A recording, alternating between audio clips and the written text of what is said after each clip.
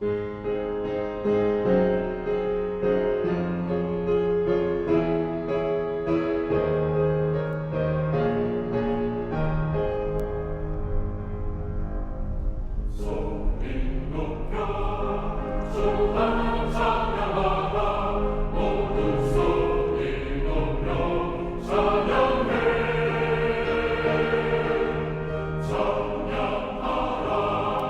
다 목소리 높이어서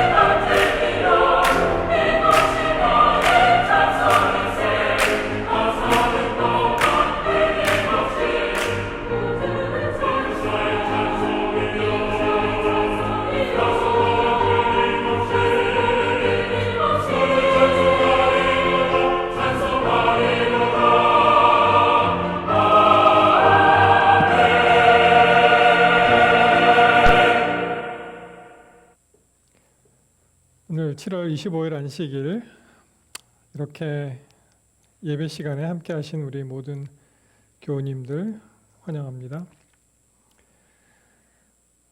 다음 주부터는 이제 그 야영회가 시작되기 때문에 제가 단톡방을 이용해서 링크를 알려드리겠습니다.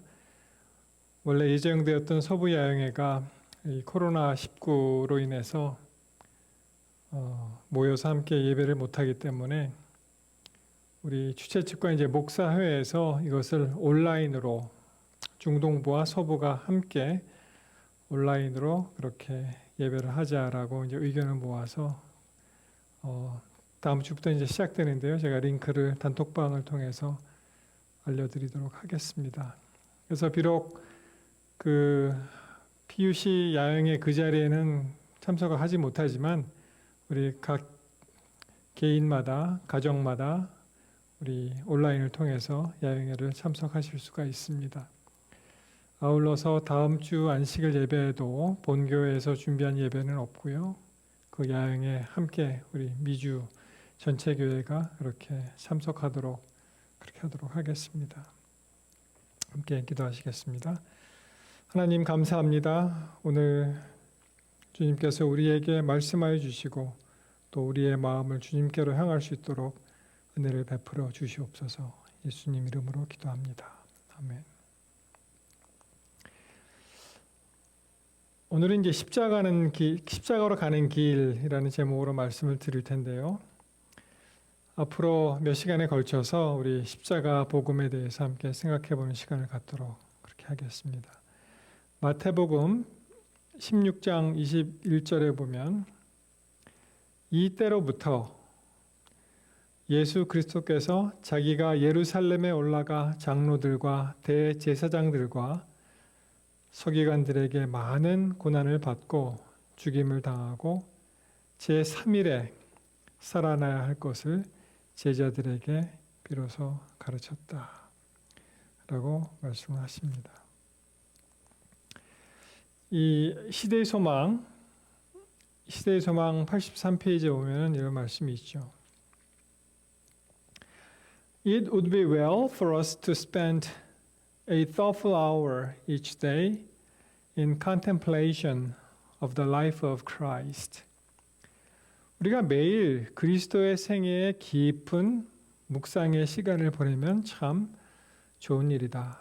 좋은 일이 될 것이다. We should take it point by point and let the imagination grasp each scene, especially the closing ones. 그분의 생애에 순간순간마다 조목조목마다 상상의 나래를 펴라. 특별히 그분의 마지막 시간, 십자가의 시간이죠. 마지막 시간을 묵상하라. As we thus dwell upon His great sacrifice for us, our confidence in Him will be more constant, our love will be quickened, and we shall be more deeply imbued with His Spirit.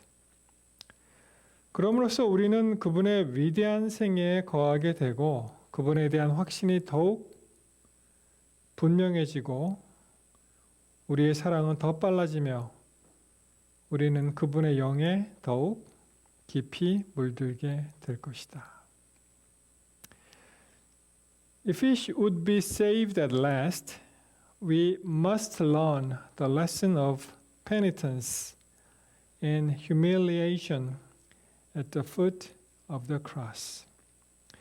우리가 결국에 구원을 받게 될 바, 우리는 십자가 발 아래에서 penitence, 회개, 참회와 humiliation, 겸손이죠. 낮아지는 겁니다. 겸손을 반드시 배워야 할 것이다. 그래서 우리가 이 바쁜 삶 가운데 그리스도의 그 생애를 묵상하시고 또 특별히 그리스도께서 그 십자가로 가는 길, 십자가에 관한 그분의 그 모든 사역이 맞춰지는 그때를 더 깊이 묵상하면은 굉장한 많은 유익이 있을 것이다 라고 권면하고 있습니다. 사실 이 세상에 예수 그리스도, 오직 예수 그리스도만이 그분의 탄생 그 목적이 죽는 거였습니다. 이 세상에 어떠한 사람도 죽기 위해서 태어난 사람은 없습니다. 그리스도만이 그분의 뚜렷한 사명을 가지고 계셨습니다. 그것은 바로 우리를 구원하기 위한 그분의 놀라운 구속의 계획이었습니다. 여러분, 사실 우리가 살면서 예수님이라면 어떻게 하셨을까 그런 생각을 많이 해보죠. What would Jesus do? 어떠한 어려움이 닥쳤을 때, 힘든 일이 있을 때, 또 어떠한 일을 결정을 해야 될 때 과연 예수님이라면 어떠한 결정을 내리셨을까?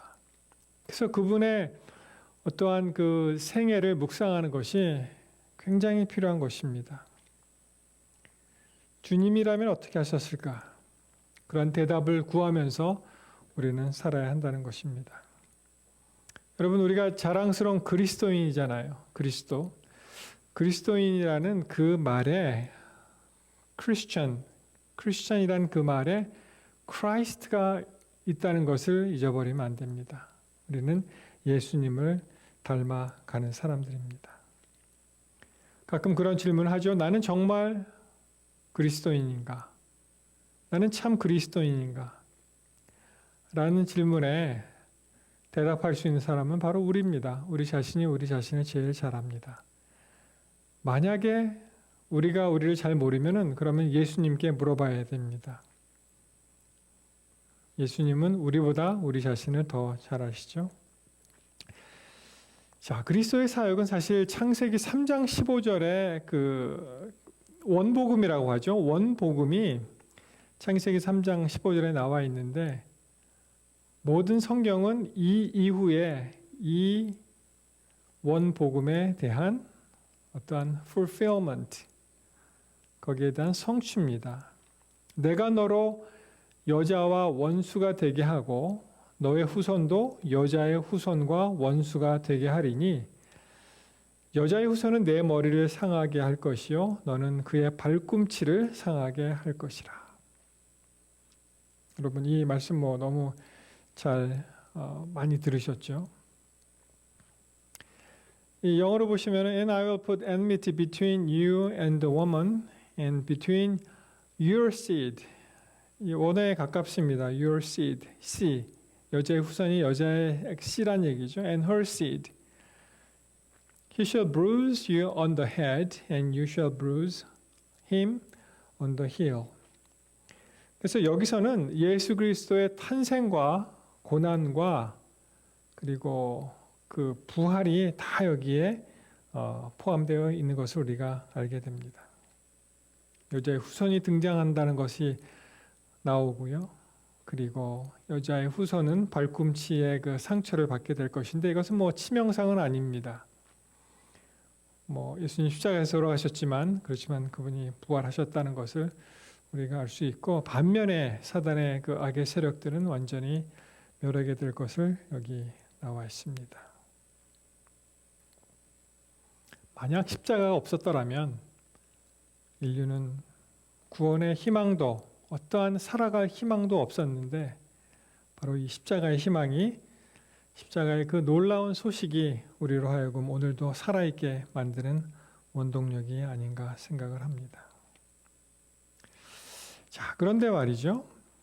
분명히 이렇게 구약 시대, 구약의 말씀으로 참 많은 그 메시아에 관한 언급이 있는데도 불구하고 왜 그 예수님 당시의 사람들은 그것을 믿지 못했을까요?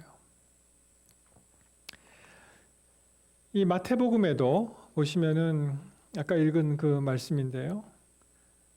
예수님이 이때 이 마태복음 16장에 보시면은 이제 어떤 일이 시작이 되냐면 여러분 그 가이사랴 빌립보 지방에 이르러서 사람들이 인자를 누구라 하느냐 했을 때 그 말씀 기억나시죠? 어떤 사람은 침례요한이다, 어떤 사람은 선지자 중에 한 사람이다, 엘리야다, 뭐 예레미야다 그런 이제 말씀들이 많이 나오잖아요. 그때 이제 베드로가 주는 그리스도시요 살아계신 하나님의 아들이시니다라는 정말 정답을 얘기했는데도 불구하고 제자들이 잘 믿지를 않았어요. 제자들뿐만 아닙니다. 그 당시에 사는 사람들이 믿지를 않았습니다.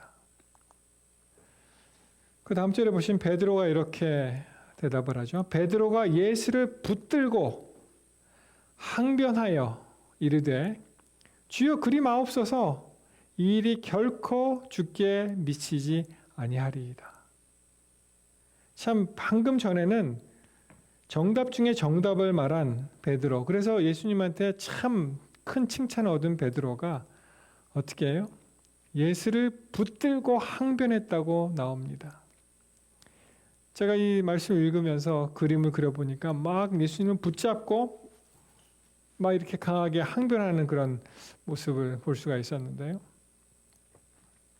영어로 보시면 Peter took him aside, 옆으로 이제 예수님을 이렇게 놓고 and began to rebuke him, 꾸짖었다는 것입니다. 이 rebuke라는 단어가 뭐예요? 사실 예수님이 이렇게 꾸짖으셔야 되는 그런 단어인데도 불구하고 이제 베드로가 예수님한테 호통을 치는 그런 모습입니다. Never, Lord. 아니올시다. He said, This shall never happen to you. 결코 이 일이 일어나서는 안 됩니다. 이렇게 나오죠. 이 붙들고 항변하다라는 그런 말이 이 언어로 보시면은 프라스하고 람바노라는 이 두 단어가 사실 이제 합쳐진 것입니다. 프라스하고 람바노. 요 앞에 보시면 이제 프라스, 이게 toward, 뭐 beside 이런 뜻입니다. against, 그리고 람바노 이게 이제 take라는 뜻인데, 그 해석을 보시면은 맨 처음에 그 take hold of, 우리 한글 성경은 이쪽으로 중심으로 이제 번역을 한 것 같아요. 이 붙잡았다. 이 다른 뭐 번역본도 보시면은 다 이런 식으로 이제 번역이 되어 있는 것을 알 수 있습니다. 근데 이제 영어 성경 보시면은 take aside, implying privacy. 옆으로 이렇게 세우는 거죠. take aside. 그래서 어떠한 그 privacy, 이제 사적으로 얘기하는 그러한 것을 이제 암시하는데, 사실 이런 말 두렵죠, 사실. 잠깐 나 좀 봐라든지, 아니면 잠깐 드릴 말씀이 있는데요. 굉장히 심각하게 그렇게 이제 말씀하는 것을 우리가 볼 수가 있죠. 그리고 이제 다른 그 표현에 보면은 gather together, 이제 서로 모이는 그런 것 같다가 플러스 람바사오 이렇게 플러스 람바노 이렇게 이제 얘기를 하는 것을 우리가 알 수가 있습니다. 여러분, 왜 이렇게 사람들이 어떠한 일을 자기 마음대로 그렇게 생각할까? 이렇게 듣기는 다 같이 들어도 또 엉뚱한 소리 하는 사람들이 있죠. 왜 그럴까요? 이게 이제 그 selective hearing이라는 그런 이론이 있습니다. selective hearing. How selective hearing works in the brain. 우리 뇌 속에서 이렇게 선택적으로 청취하는 것이 어떻게 일어나는가. 그래서 이제 보시면은 그 UCSF research explains the cocktail party effect. 여기 보시면 이 칵테일 파티라는 그런 단어가 나오죠. 칵테일 파티. Ability to tune in a single voice in a crowded room. 이 그 어떠한 룸에, 이 방에 사람들이 가득 차서 이제 왁작지껄 시끌벅적한데 자기가 필요한 이야기, 그리고 자기가 듣고 싶어하는 이야기만을 골라서 듣는다는 것입니다. 그래서 이제 많은 사람들이 이 칵테일 파티 이펙트라는 것이, 많은 사람들이 이제 목소리가 섞여 있어도 자기가 관심 있는 주제에 더 귀에 이제 쏙 들어온다는 것이죠. 왜냐하면 인간의 그 정보 처리 능력이 사실 그 한계가 있기 때문에 자연스럽게 생긴 이 능력이라고 볼 수가 있는데, 예를 들어서 파티 참석자들이 아주 시끄럽게 이야기를 해도 잘 그 자기하고 이야기하는 사람, 그 대화 상대자의 말을 잘 들을 수 있는 것인데요. 이것은 필요 없는 소리를 자동으로 이제 걸러내고 주변 환경에 개의치 않고 자기에게 의미 있는 정보들만 선택적으로 받아들인다는 점에서 selective perception이라고 해서 자기 관련 효과, 자기와 관련되어 있는 것에 이제 우리가 잘 들을 수 있는 것, 그리고 이제 연회장 효과, 콘서트 같은 또는 그 연회, 그 페스티벌 같은 데서 그래도 이렇게 시끄럽지만 이야기할 수 있잖아요. 그리고 이제 잔치집 효과라고 그렇게 이야기를 합니다. 이 칵테일 파리 효과는 1950년대 영국 왕립 런던 대학의 인지과학자 콜리 체리라는 교수가 이제 사용했다고 합니다. 그가 발견한 것은 당시에 이 항공 관제사들 그 에어포트의 그 컨트롤 타워 있죠. 거기에서는 이제 한 대 확성기에서만 그 조종사들의 메시지를 받는다고 해요. 그 당시에. 근데 여러분 이착륙을 앞둔 그 조종사들이 참 얼마나 많겠습니까? 그렇죠? 그래서 그 비행기들의 조종사의 목소리가 마치 1대1 이 한 대 확성기로 이제 전달되는데 각 조종사들의 그 메시지를 파악하기 어려운 상황이잖아요. 그럼에도 불구하고 이 조종사와 관제사가 1대1 대화하듯이 할 수 있다는 건데 왜냐하면 자신이 맡은 조종사의 목소리만 집중해서 받아들이고 또 정확하게 업무를 처리할 수 있다고 합니다. 칵테일 효과예요. 마치 그 많은 아이들이 이제 뛰놀다가 한 아이가 울 때 딱 보면 자기 엄마는 알죠. 저 울음소리가 누구의 울음소리인지. 그래서 거기 이제 쫓아가고 그것도 아마 이 selective hearing이 되지 않나 그렇게 이제 생각을 합니다. 그래서 이 연구에 보시면은 The long-standing mystery of how selective hearing works. 어쩜 이렇게 오래된 풀지 못한 그 미스터리가 이제 풀렸는데요. 어떻게 work하는지. How people can tune in to a single speaker while tuning out their crowded, noisy environs. 굉장히 사람이 많고 시끄러운 그런 환경에서 그런 소리들은 다 꺼버리고, 그죠? 그리고 한 사람의 말만 튜닝 할 수 있는가가 이제 풀어졌다는 건데 이것이 그 네이처지에 실렸다고 합니다. 그래서 그 University of California, 샌프란시스코, UCSF 대학의 그 두 과학자가 그 이야기를 풀었는데 우리가 듣고 싶어하는 것만 듣는 거예요.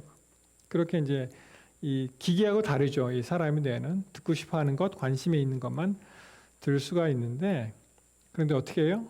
베드로와 그 당시의 제자들, 그 백성들 모든 사람들이 예수께서 그렇게 하시겠다고 하시는 말씀을 전혀 듣지 않는 거예요. 왜냐하면 자기가 그걸 원하지 않기 때문에 듣지 않는 것입니다. 자, 예수께서 이렇게 말씀하시죠. 예수께서 돌이키시며 베드로에게 이르시되 사단아 내 뒤로 물러가라. 너는 나를 넘어지게 하는 자로다. 내가 하나님의 일을 생각지 아니하고 도리어 사람의 일을 생각한도다. 와, 그렇게 칭찬받았던 베드로가 베드로가 넘어지는 그런 사건이었죠. 물론 예수님께서 베드로 보고 사단이라고 한 것은 아니고 베드로 안에 들어있는 사단, 베드로를 조종하는 사단에 대해서 그렇게 말씀하신 것입니다. 우리가 이 안식일 마귀라는 게 있습니다. 안식일만 되면 꼭 발동을 해서 사람의 마음을 흔들고 교회 가는데 어렵게 하는 그런 안식일 마귀가 있습니다. 여러분 거기에 넘어가지 마십시오. 다 사단이 그렇게 만든 것이기 때문에 그때 서로 화내고 욱하지 마시고 참고 잘 넘기시면 어떻게 해요? 참 옛날에 그런 말이 있었죠. 참 그렇게 뭐라 그럴까요? 좀 낮은 수준으로 나를 대할 때 나는 어떻게 한다? 고고하게 높은 수준으로 너를 대하겠다. 그것이 필요합니다. 그리고 하시는 말씀이 이에 예수께서 제자들에게 이르시되 아무든지 나를 따려 오려거든 자기를 부인하고 자기 십자가를 지고 나를 쫓을 것이라. 여러분, 이 십자가는 이게 사실 뭐 지금 사람들은 막 십자가로 목걸이도 하고요, 그죠? 뭐 귀걸이도 하고 뭐 십자가로 다 이렇게 자랑스럽게 이렇게 상징같이 하는데 사실 그것은 사형 형틀입니다. 십자가 외에 모든 다른 사형 형틀을 이렇게 그 상징과 심볼로 사용하지 않아요. 무슨 전기의자에 사형 집행할 때 전기의자 목걸이 있습니까? 없죠. 귀걸이 있습니까? 없습니다. 또 교수대 그 올가미, 그것을 무슨 장식으로 사용합니까? 뭐 십자가 하나의 패션이 되었는데 사실은 십자가는 죽음의 길입니다. 예수께서 우리를 구원하시기 위해서 그분이 목숨을 바치신 거예요. 맞습니까? 참 우리가 그런 걸 생각할 때 정말 예수께서 십자가로 가는 그 길을 우리가 기억한다면 우리는 참 숙연해질 수밖에 없습니다. 항상 반대 세력이 있죠. 우리가 예수님을 잘 믿고자 그렇게 노력하면은 마치 베드로가 예수님을 갖다 회방하듯이 반대 세력이 있습니다. 그것도 우리의 아주 가까운 사람이 반대 세력으로 등장할 수도 있고요. 참 그렇게 믿었던 사람이 또 우리를 힘들게 하는 그런 일도 있을 수 있습니다. 그러나 어떻게 해요? 예수께서 예수의 그 십자가의 길로 가시는데도 반대 세력이 있었는데 하물며 우리가 예수님의 그 길을 따라갈 때 반대 세력이 없겠습니까? 그 뭐 당연한 이치입니다. 거기에 우리가 휘말려 들지 말고 주님께서 분부하시는 일을 그렇게 우리는 따라하면 됩니다. 제임스 킴, 케이리 킴 부부였죠.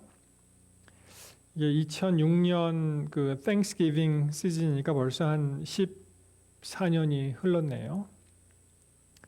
참 이 안타까운 그런 스토리인데 이 제임스가 26살 그리고 케이리가 21살 대학생일 때 이 케이리는 시애틀에서 그 집이 시애틀인 사람인데 어떻게 이 노던 캘리포니아로 내려와서 어떻게 우연한 기회에 만난 것 같아요, 둘이. 그래서 이제 서로 사랑에 빠졌고, 그리고 1999년에 이제 결혼을 하고, 그리고 두 자녀를 뒀습니다.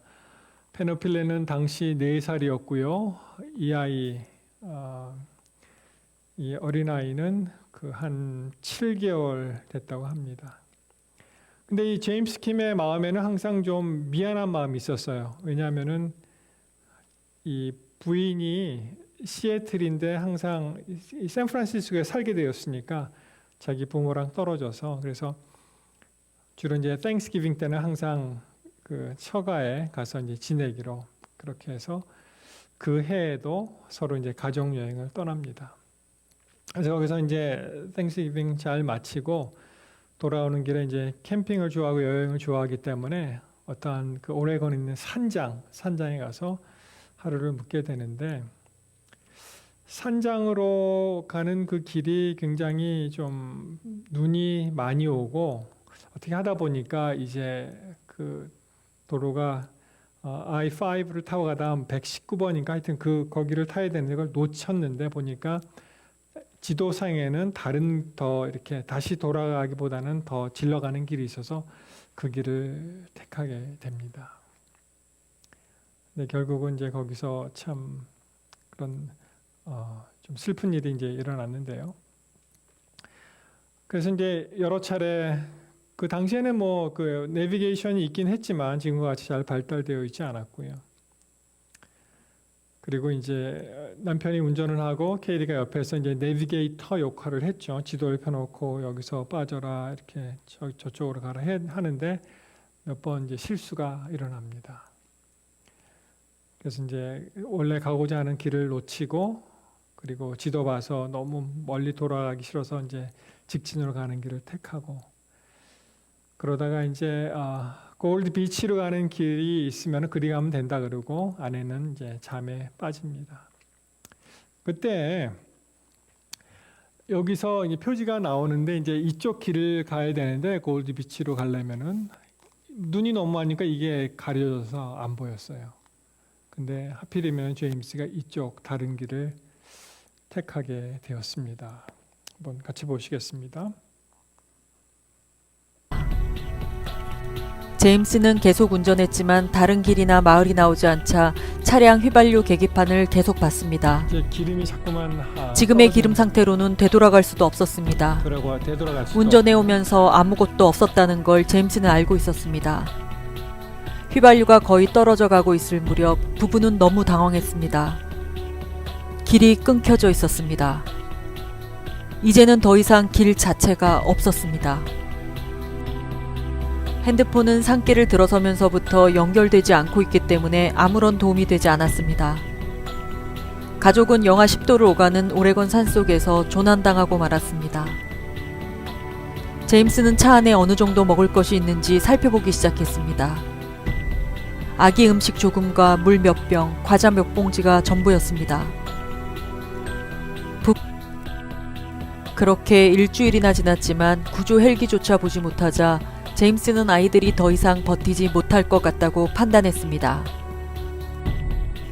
부부는 지도를 보며 실제로는 24km 떨어진 곳에 있는 마을을 4km 떨어진 곳에 있는 것으로 생각했다고 합니다.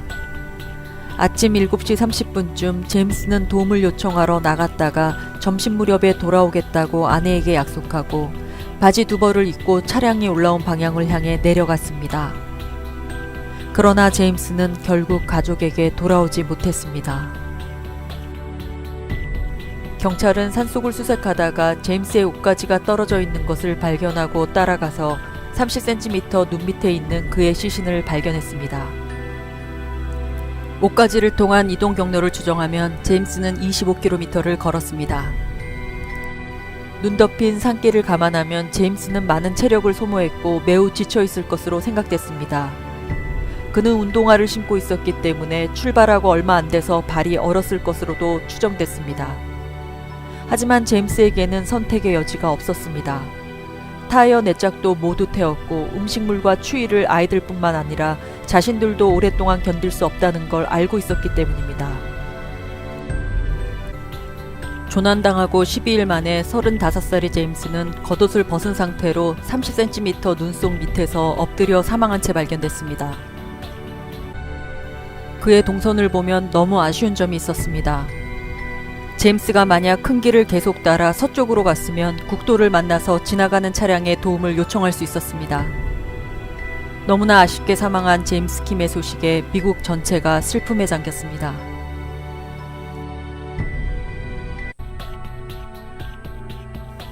제임스는 결국 가족을 구했습니다. 그가 걸으면서 계속 확인한 핸드폰이 순간 위치 추적되면서 조난 지역을 확인할 수 있었기 때문입니다. 오레건 구조대는 가족이 이곳에 조난된 것을 전혀 예측하지 못해 제임스의 핸드폰 수신이 수사에 큰 도움이 됐다고 발표했기 때문입니다. 그는 생존하지 못했지만 그가 사랑한 가족은 그의 헌신으로 두 번째 인생을 살고 있습니다.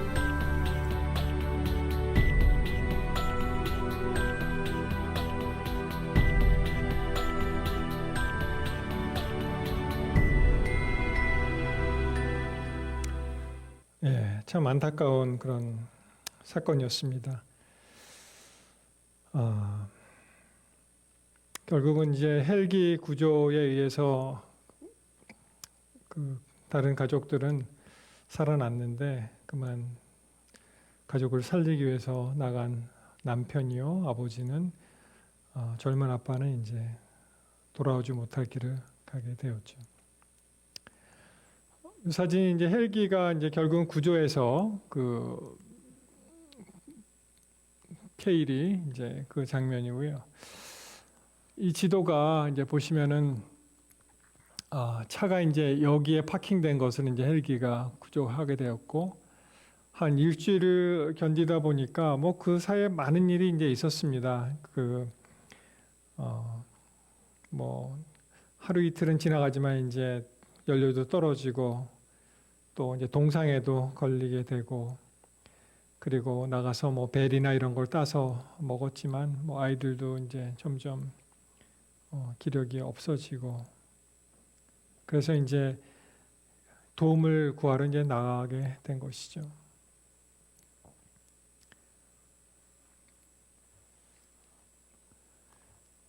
여기서 이제 나와서 그날 아침 7시에 나가면서 내가 12시까지는 돌아올게, 점심 때는 돌아올게라는 약속을 하고 이제 나갔는데 쭉 오던 길을 이제 갔대요. 쭉 갔는데 여기서 갈림길이 있었는데 여기서 이제 오른쪽 길로 가다가 너무 이게 이렇게 올라가는 길이기 때문에 그 반대로 이렇게 내려갔다가 이제 강을 만납니다. 강을 만나면 이제 인가가 나오기 때문에 쭉 가다가 인가가 안 나오고 그냥 끝난 거예요. 그 길이.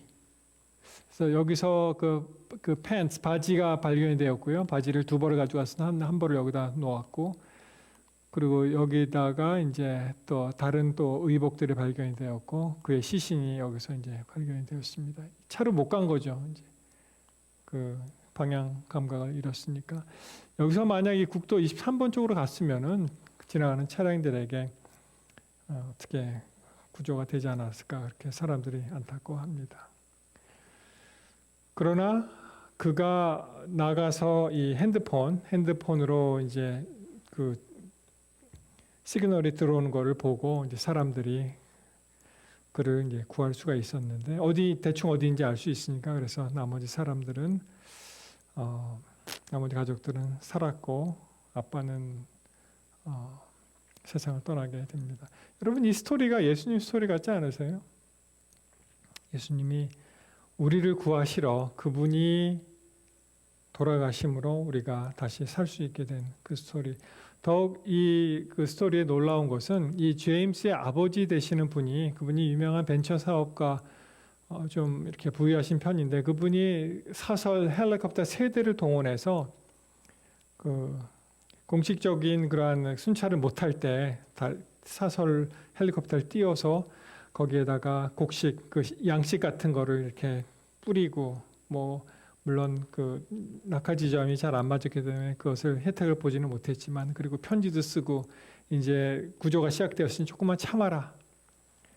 참 이 아버지가 또 그 아들 또 가족을 살리기 위한 마치 하나님 아버지께서 예수 그리스도와 함께 이렇게 인류를 구원하시는 그런 장면이 아닌가 그렇게 생각이 됩니다. 결국 그 핸드폰 때문에 살아났다고 그렇게 보도가 나왔었죠.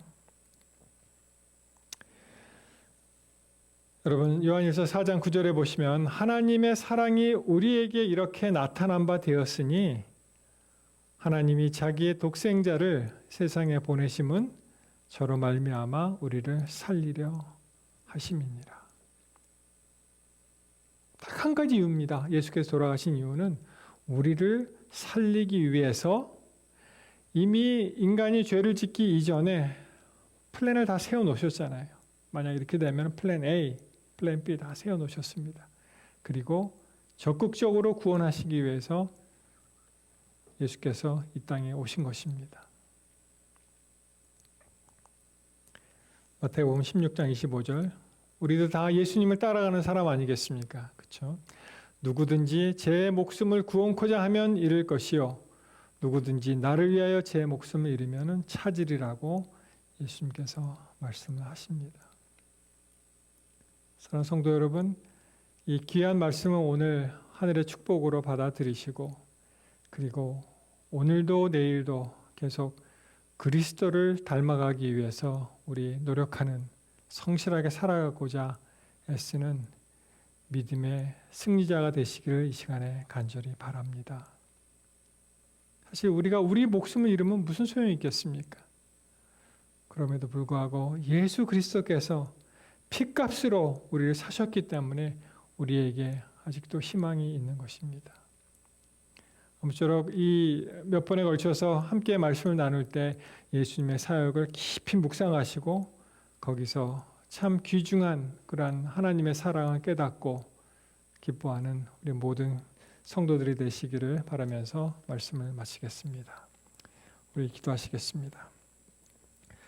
하나님 참으로 감사합니다. 그리스도를 통해서 우리에게 구원의 약속을 주셨사오니 이제 그리스도를 단단히 붙들고 또 주께서 명령하신 모든 명령을 잘 따라 감당하는 우리 믿음의 신실한 식구들 될 수 있도록 주님 도와주시옵소서. 일주일을 살아가면서 주께서 은혜를 베푸시고 특별히 어려운 이 시절에 하나님께서 보호하심으로 우리가 기쁜 마음으로 주님 앞에 늘 설 수 있도록 주님 도와주시옵소서. 모든 말씀을 예수님 이름으로 간절히 기도하옵나이다.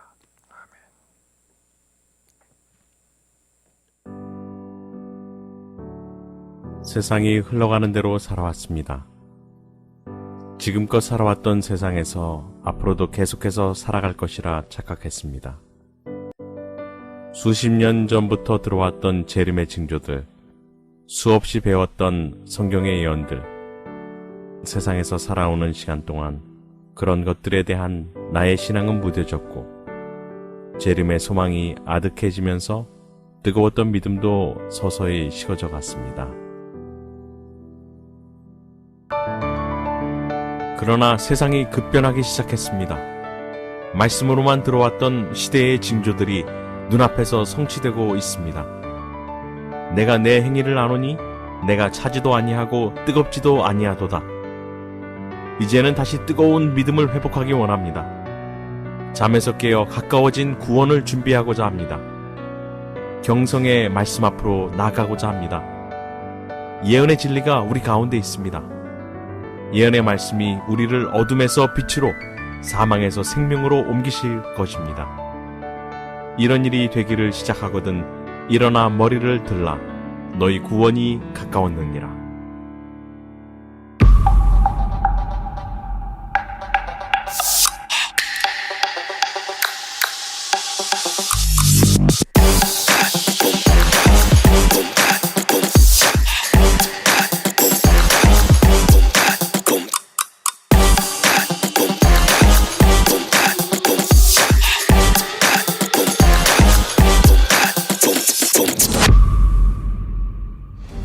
코로나 바이러스 사태로 인해서 세상이 너무 많이 달라졌을 뿐만 아니라 교회에도 개인적인 삶에도 엄청난 변화가 일어났습니다.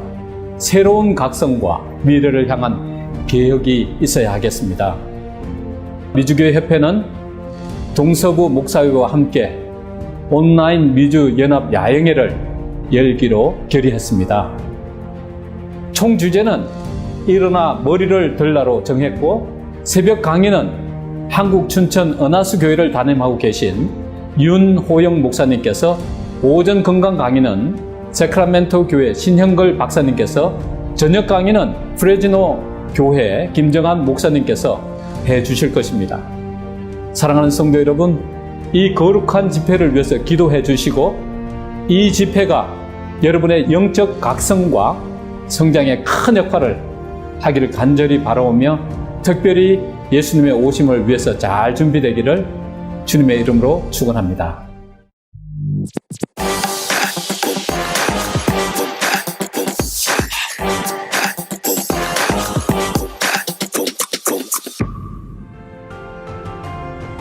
우리 삶의 역사하시는 살아계신 하나님을 만나고 구원의 확신을 다시 한번 확인하는 시간을 가지려고 합니다. 하나님께 영광을 돌리고 우리 간절한 심령으로 하나님을 만나는 믿음의 시간이 되기를 소망합니다. 말씀이 선포되는 모든 마음마다 가장 필요했던 그 음성 울려 퍼지기를 우리 예수님의 이름으로 간절히 기도합니다.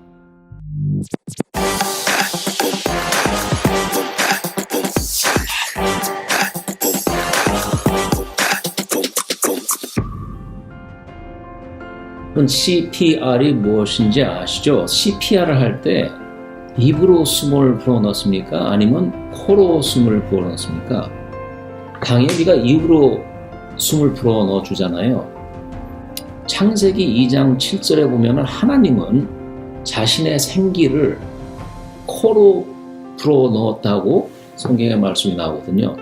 코로 들어가는 숨이 있고 입으로 들어가는 숨이 있는데 그 두 개의 차이점이 있을까요? 없을까요? 이 신체 지능에 대해서 제가 강의를 하고 싶은데요. 신체의 지능을 좀 더 잘 터득하게 되면은 많은 질병과 우리 우울증, 불안감, 두려움, 그리고 통증, 아픔에 대해서 우리가 더 잘 이해를 할 수 있으면서 하나님께서 우리에게 주어진 좋은 삶을 우리가 살 수 있다고 저는 생각합니다. 곧 뵙겠습니다.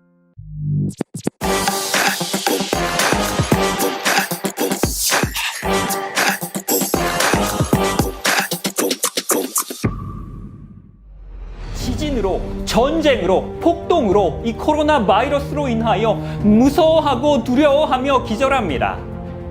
이러한 무서운 난리들이 시작될 때에 우리는 무엇해야 합니까? 일어나 머리를 들라는 것입니다. 머리를 들어 우리는 하늘을 보아야 합니다. 머리를 들어 우리는 구원의 약속을 보아야 합니다.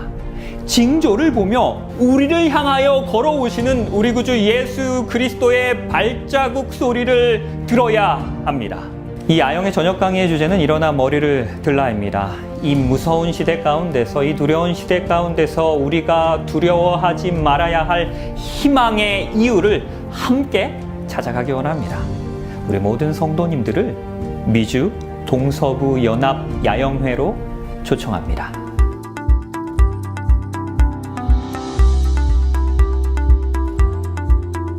일어나 머리를 들라. 2020년 야영회는 오는 7월 27일부터 8월 1일까지 진행됩니다. 매일 오전 동서부 각각 새벽 6시 집회에 이어서 오전 10시 건강 강의가 진행됩니다. 그리고 저녁 집회는 동부시간 저녁 8시, 서부시간 오후 5시에 미주 전역에서 동시에 생중계로 운영됩니다. 온라인 중계로 진행되는 사상 첫 야영회, 유튜브 채널을 통하여 원터치로 접속하시면 여러분들이 어디에 계시든지 있는 곳에서 참여하실 수 있습니다.